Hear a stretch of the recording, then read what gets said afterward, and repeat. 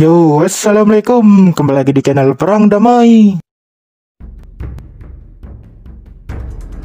Kementerian Pertahanan Rusia sedang dalam proses pembelian jutaan roket dan peluru artileri dari Korea Utara. Impor alutsista yang sejatinya jarang dilakukan Rusia ini untuk pertempuran yang sedang berlangsung di Ukraina. September ini, seorang pejabat anonim Amerika Serikat mengatakan bahwa Rusia kini beralih ke Korea Utara. Langkah tersebut sekaligus dibaca sebagai kondisi militer Rusia yang sedang menderita kekurangan logistik parah di Ukraina karena sanksi ekspor. Wah, kalau benar alasannya karena kekurangan logistik, parah nih Rusia. Pejabat Amerika Serikat itu tak merinci berapa banyak persenjataan yang ingin dibeli Rusia dari Korea Utara. Namun dipastikan proses jual beli tersebut bisa terus berlangsung hingga masa yang panjang. Ya, artinya bukan cuma buat perang yang satu ini aja ya. Bisa jadi nanti makin akrab dan makin kecantol sama artileri Korea Utara. Temuan ini muncul setelah pemerintahan Biden baru-baru ini juga mengkonfirmasi bahwa militer Rusia pada Agustus lalu telah menerima pengiriman drone dari Iran untuk digunakan di medan perang Ukraina. Jadi Agustus drone Iran sudah masuk ya, dan sekarang September sedang mengusahakan artileri Korea Utara. Gedung Putih mengatakan pekan lalu bahwa Rusia telah menghadapi masalah teknis dengan drone buatan Iran. Wah, info baru lagi nih, drone Iran mengecewakan. Bener kagak Pak Putin?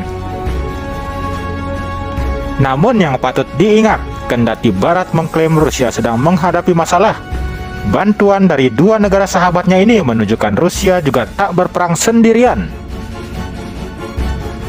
Mereka tetap memiliki sekutu yang bisa diandalkan. Ada Pak Khamenei dan sekarang Pak Kim Jong-un. Tak hanya kedua negara tersebut, masih ada Cina yang merupakan salah satu sekutu terbesar Rusia yang bisa membalikkan keadaan saat ini. Hingga kini, Cina memang masih menolak untuk terlibat langsung terkait pemberian persenjataan pada Rusia. Namun bukan berarti Cina tak memberikan bantuan lainnya. Salah satu langkah bantuan Cina adalah menolak secara tegas seruan dari Amerika terkait pembatasan pada harga minyak Rusia. Cina beralasan pembatasan harga minyak ini merupakan masalah yang sangat rumit untuk menyelesaikan konflik Rusia dan Ukraina.